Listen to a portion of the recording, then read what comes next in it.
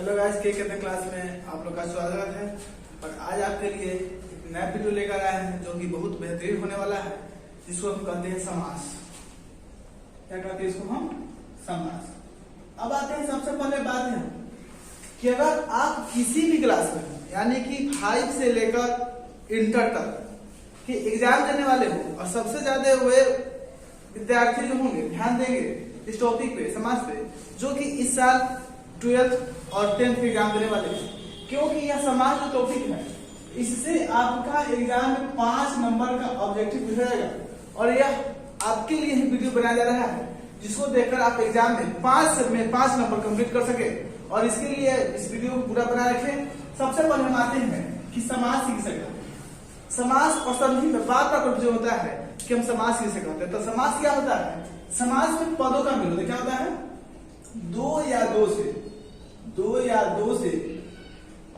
अधिक पद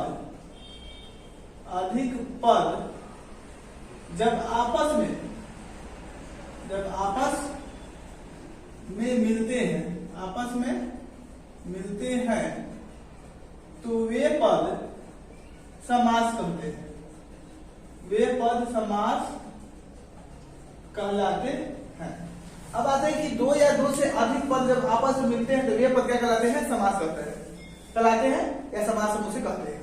आप सबसे पहले आपको बहुत पहले बता चुके थे कि इस चैनल का क्लास जब करना शुरू करें तो क्या करें कि कॉपी और कलम को खोलकर बैठ जाए, ताकि हम जो बताते चले उसको आप कॉपी पर धीरे धीरे नोट करते रहिएगा, जिससे आपको बाद में परेशानियां नहीं भुगतनी पड़ेगी। अब आते हैं समास। 2 या 2 से अधिक पद जब आपस में मिलते हैं वे पद क्या कहलाते हैं? समास कहते हैं।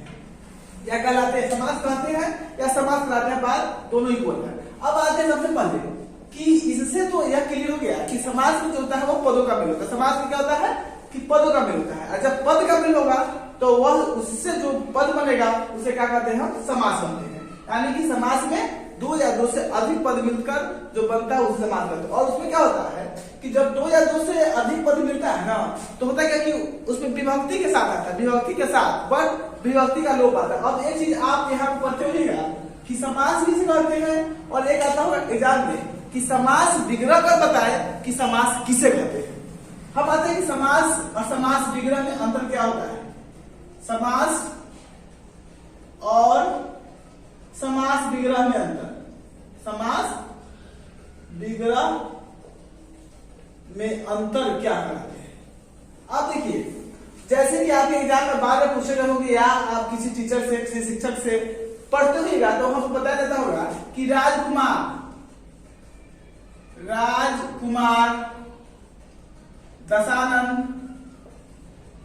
दशानन, यानी कि यह पूछा जाएगा कि ये राजकुमार और दशानन जो है यह कौन समास है, या इसको समास विग्रह कर बताए कि इसे कौन समास कहेंगे। अब आते हैं कि राजकुमार का विग्रह करते हैं तो बनता है आपका राजा का कुमार, यानी कि राजा का बेटा क्या होता है? राजकुमार। अब क्या होता है? दशानन, जिसके 10 आनन हो, जिसके 10 आनन हो। 10 आनन का मतलब होता है मुख, अर्थात बोलते क्या? राउंड। अब आता है सबसे पहले हम ये बताने का मतलब यह है, मकसद मेरा यह है कि आप सबसे पहले उस वर्ड को पहचान ले कि समास में कौन वर्ड शब्द आता है या कौन शब्द नहीं आता है। अब आपके मन में चलेगा क्या, जब हम बताएं कि समास चले जाएंगे तो आपके मन में चलेगा क्या कि किताब कौन समास है? हो सकता है कि नहीं सर, किताब समास होगा ही नहीं। क्या है कि अगर किताब का हम विग्रह करते हैं, विग्रह का मतलब होता है तोड़ना, विग्रह का मतलब क्या होता है? तोड़ना। जब उसको तोड़ते हैं उसमें विभक्ति चिन्ह आता ही नहीं है, और जिसमें विभक्ति चिन्ह आए ही नहीं वह समास हो ही नहीं सकता है, तो उसका समास जब विग्रह ना होगा तो समास कैसे कर सकता है? सोचने की सबसे पहली बात यहाँ पे यह है कि दशानन, यानी कि जिसके 10 आनन हो, यानी कि जिसके 10 मुख हो। क्या हो? 10 मुख हो। जब 10 मुख है, जिसके 10 मुख हो, तो यहाँ पर 1 2 3 2 से अधिक पद, राजा कुमार, विभक्ति चिन्ह का लोप, विभक्ति चिन्ह यहाँ आता है, और इसी को जब हम शॉर्ट में करते हैं तो इसी को क्या बोलते हैं कि समास। इसको क्या बोलते हैं? समास। इसको क्या बोलते हैं? समास विग्रह। समास विग्रह या समासिक विग्रह या समासिक पद, और इसको क्या बोलते हैं? समास। तो सिंपल से आप समझ सकते हैं कि किसी भी 2 या 2 से अधिक पदों को जब हम छोटा करके लिखते हैं, संक्षेप में लिखते हैं, लघु में लिखते हैं तो समास कहते हैं। और उसी पद को जब छोटा पद होता है, जब उसी को हम विभक्ति चिन्ह के साथ लिखते हैं तो वही समास विग्रह कहलाता है या समासिक विग्रह कहलाता है। तो हमें आशा नहीं पूर्ण विश्वास है कि आप लोग को समास किसे कहते हैं या समासिक विग्रह क्या होता है यह आपको मालूम चल गया होगा।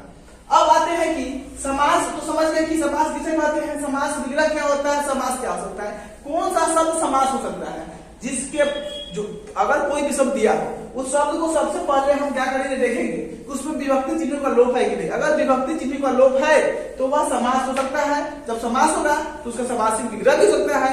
अगर उसमें विभक्ति चिन्ह का लोप नहीं है तो न वो समास होगा न उसके विभक्ति चिन्हों का लोप नहीं होता है, इसलिए वो उसका समासिक विग्रह भी नहीं होगा। और जब समासिक विग्रह ही न होगा तो समास नहीं होगा। अब आते हैं कि समास के भेद कितने होते हैं। आते हैं यहाँ पे समास के मुख भेद, मुख भेद। अब आते हैं कि समास के मुख भेद होते कौन कौन है।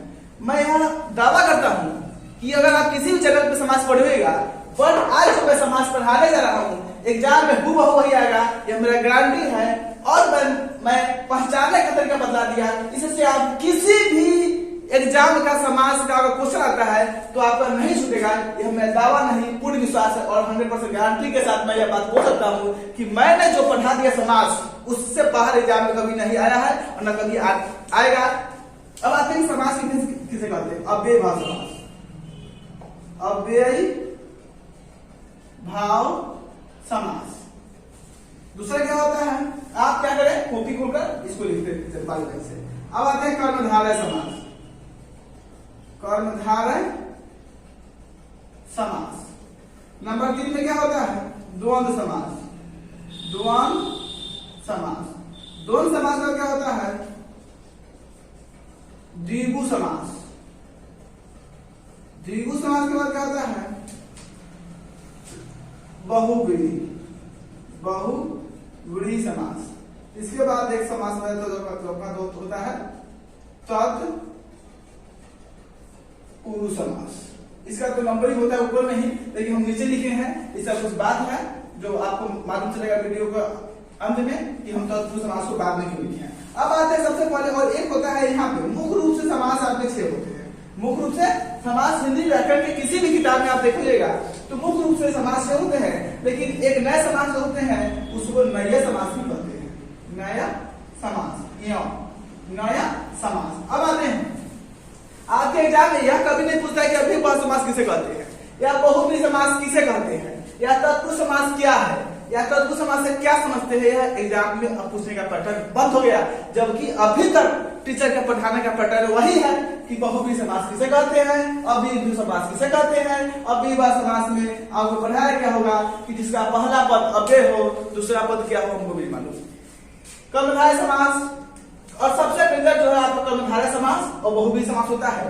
आप किताब को खोल कर देख लीजिएगा, मैं दावा करता हूँ कि जिस समास को कर्मधारय समास में लिखता है उसी को बहुव्रीहि समास में भी लिखा हुआ है। अभी तक किताब नहीं क्लियर पता है कि कर्मधारय समास कौन है और बहुव्रीहि समास कौन है। आप एग्जाम में बार बार कंफ्यूजन हो जाएगा। जब कर्मधारय देगा और ऑप्शन में बहुव्रीहि देगा तो आप सोच कर पढ़िएगा कि हम कर्मधारय मारे ठीक या बहुव्रीहि लगा ठीक। लेकिन आप कर्मधारय मारते हैं तो बोर्ड का आंसर बहुव्रीहि होता है, और जब बहुव्रीहि मार देते हैं तो बोर्ड का आंसर कर्मधारय होता है। इसके लिए आप कंफ्यूज होते हैं, नहीं विश्वास है हम आपको बुक के साथ दिखाते चलेंगे अभी कि कर्मधारय समास और बहुव्रीहि समास बुक क्लियर नहीं कर पाया है। और कभी कभी तो यहाँ तो देखा गया है मेरे अनुसार कि जिस समास को द्विगु समास में देखते हैं वह समास बहुव्रीहि समास में रहता है, लेकिन बुक क्लियर नहीं कर पाता है, जिससे बच्चे एग्जाम में वो बहुत परेशानियां गुजर पाते हैं। और समास जो है बस एक बार पढ़ लीजिए, एक बार वीडियो को ध्यान से देखकर फिर दोबारा समास की जरूरत नहीं पड़ेगी। और मेरा गारंटी है कि एग्जाम में अगर समास किसी भी कुछ आता है 5 में आता है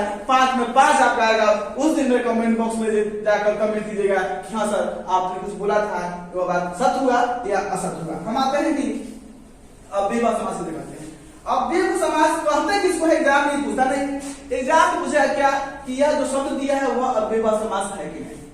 अब देखिए अव्ययी भाव समास में क्या होता है कि दुनिया का कोई भी शब्द एक दो शब्द से हम नहीं चलेंगे। एग्जाम्पल ना देंगे, वो दे दिया आप क्या होगा कि आप जो ना इसके बाद ये वाला होगा कि नहीं होगा। तो हम सबसे ऊपर क्या आते हैं कि क्रिया विशेषण क्या होता है कि यह क्रिया विशेषण शब्द होना चाहिए। क्या होना चाहिए?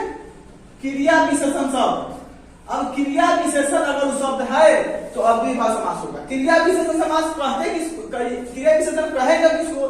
कि जो शब्द क्रिया की विशेषता बताए, जो शब्द जो क्रिया की विशेषता बताता है, विशेषता बताए, वह समास, वह शब्द जो होगा क्या कहलाएगा? अव्ययभाव समास कहलाएगा। आप अव्ययभाव समास क्रिया विशेषण होगा, वह शब्द यानी कि जो शब्द क्रिया की विशेषता को बताएगा वह शब्द अव्ययभाव समास कहलाएगा। इसमें कुछ बोलने का जरूरत नहीं है कि वह शब्द अव्ययभाव है। कुछ टीचर तो यही कहा देते हैं कि जिस शब्द के पहले उपसर्ग लगा हो उसको हम अव्ययभाव समास कहते हैं, जबकि ऐसा होता नहीं है। अब आते हैं कि द्वंद्व समास। द्वंद्व समास में क्या होता है कि इसमें योजक चिन्ह बीच में लगा होगा, जैसे कि माता पिता, माता और पिता, यानी कि बीच में ऐसा चिन्ह लगा होगा और दोनों जो होते हैं एक दूसरे के, एक सिक्के को दो पहलू होते हैं, एक सिक्के के दो पहलू, यानी कि एक ही बिना दूसरे का काम नहीं चल सकता है। जैसे कि माता पिता, भाई बहन, लोटा डोरी, लोटा डोरी। एग्जाम में सबसे ज्यादा पूछे जाने वाला यही शब्द है द्वंद्व समास का, जिसको बोलते हैं लोटा डोरी। अब बीच में लगा हुआ देखिएगा ऐसा, उसको क्या करिएगा आप? टिक मार दीजिएगा, वही आपका क्या होगा कि द्वंद्व समास होगा। अब आते हैं कि द्विगु समास किसे कहते हैं। आपने बचपन में अगर गांव से आते हैं या बचपन में आपको पढ़ाया गया होगा कि एगो दूगो तीन गो, एगो दूगो, एगो दूगो कथी पढ़ते हम लोग? गिनती पढ़ते थे, एगो दूगो तीन गो चार गो बचपन में। एगो दूगो यानी कि संख्या से पहले क्या लगा हो? संख्यावाची शब्द हो। क्या हो शब्द हो?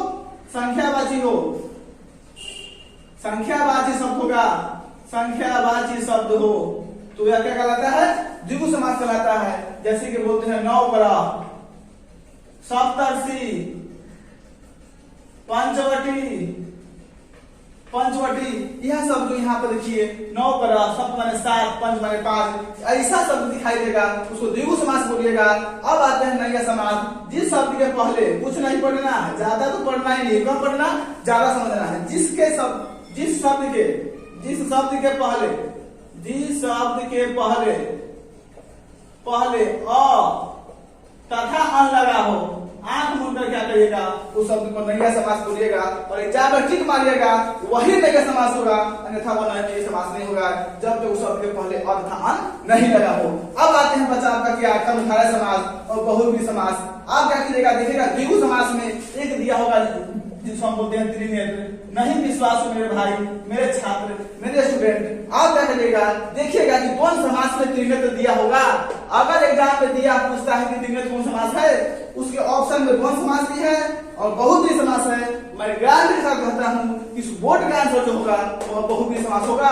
और देखा जाता है कैसे, आपको बताएंगे, आपको भी बताएंगे कि यह ट्रिक कैसे मालूम करते हैं कि बोर्ड का आंसर बहुव्रीहि समास होता है। अब आता है क्या? देखिए कर्मधारय, कर्मधारय बहुव्रीहि, बहुव्रीहि के तो नहीं रट जाइए आप कि अगर भगवान दिए गए शब्द से भगवान और रावण का बोध होता है, किसका बोध होता है? दिए गए शब्द से भगवान का और रावण का बोध होता है उस शब्द से, तो हम क्या समझेंगे? बहुव्रीहि समास है। ऑप्शन जैसे के पास वही, इसको कर्मधारय को और बहुव्रीहि को ऑप्शन से आप समझने का प्रयास करेगा कि लंबोदर समास। लंबोदर कौन समास है? कौन समास है? अगर यहाँ पे ऑप्शन में दिया हुआ है द्विगु, द्वंद्व, कर्मधारय, कर्मधारय और 4 में दिया हुआ बहुव्रीहि, बहुव्रीहि समास।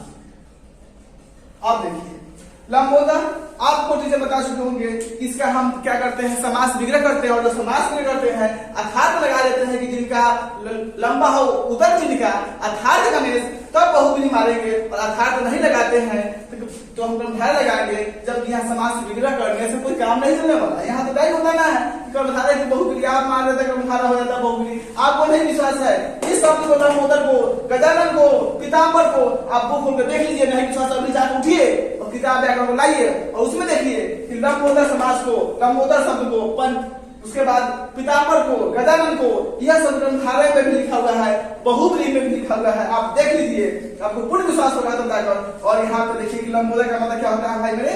गणेश। और जैसे ही भगवान आए बहुव्रीहि मारिएगा। और बहुव्रीहि कब नहीं होगा सर? कर्मधारय कब होगा? जब ऑप्शन में बहुव्रीहि न हो तो यह कर्मधारय हो सकता है। अगला आते हैं कि त्रिनेत्र जो दिया हुआ है इसके लिए यही ऑप्शन हो तो आप कौन समास मानिएगा। तो देखिए त्रिनेत्र क्या बोला गया, यहाँ पर द्विगु समास गिनती का वर्ड हो, त्रि माने 3 होता है, लेकिन त्रिनेत्र माने संकर होते हैं, वहां भी बहुब्रीहि समास होगा, द्विगु समास वहां पर नहीं होगा। द्विगु समास कब होगा, जब यहाँ बहुब्रीहि ऑप्शन में नहीं होगा। और अगले वीडियो लेकर आएंगे तत्पुरुष समास का, जो कि आपका होगा बहुत थोड़ा सा लंबा होगा, क्या है कि तत्पुरुष समास में विभक्ति चिन्ह का लोप होता है और उसमें सारे विभक्तियों को पढ़ना होगा, इसलिए इसके बाद तुरंत वीडियो आएगा जिसमें तत्पुरुष समास को आपको बताया जाएगा। अगर इसमें किसी भी प्रकार से आपको दिक्कत हो, यह मेरा दावा है कि इसमें किसी प्रकार से आपको दिक्कत नहीं होगा। आप इसको समझने के बाद समास के सेट को, यानी कि मॉडल सेट में जो समास का क्वेश्चन दिया है उसको बनाने का प्रयास कीजिए। अगर वहां से किसी भी प्रकार की दिक्कत होता है तो कमेंट बॉक्स में जाकर कमेंट करिए कि सर आपने पढ़ाया परंतु हमसे बन नहीं रहा है, इससे और बेहतर वीडियो लेकर आएंगे। और तो तत्पुरुष का हम समास पार्ट 2 में वीडियो लेकर आएंगे। तब तक के लिए इसको पढ़िए और ध्यान से आप बनाकर देख लीजिए। मेरा दावा है कि आपकी पूर्ण समास का 5 नंबर आएगा। चैनल को सब्सक्राइब करें, लाइक करें, कमेंट करें और आप कम से कम यह करें कि किस टॉपिक पर आपके लिए वीडियो लेकर आया जाए, किस टॉपिक में आपको दिक्कत होता है, वह इंग्लिश ग्रामर हो, किसी भी सब्जेक्ट का वीडियो हो, आप कमेंट बॉक्स में जाकर कमेंट करें और आपके लिए तुरंत वीडियो बनाकर डाला जाएगा। तब तक के लिए धन्यवाद। Thank you watching video.